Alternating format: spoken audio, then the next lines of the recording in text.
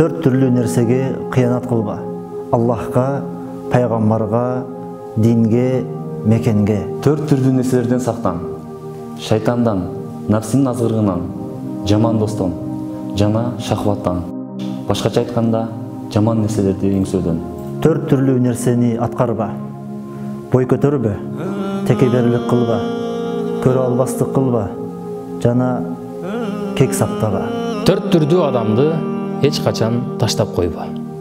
Ата-энеңди, аялыңды, балдарыңды жана досторуңду. Төрт түрдүү адам менен дос болбо.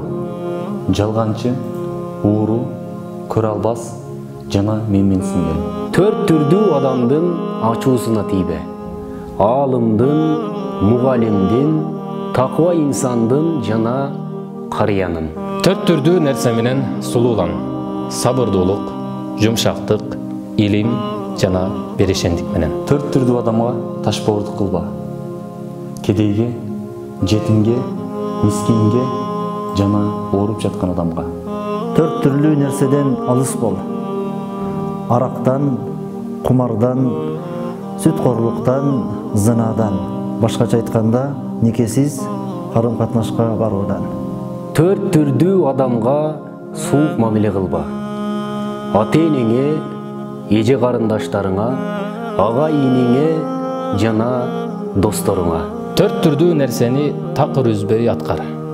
Намазды, Куран окууну, зикир кылууну жана туугандар менен карым-катнашты.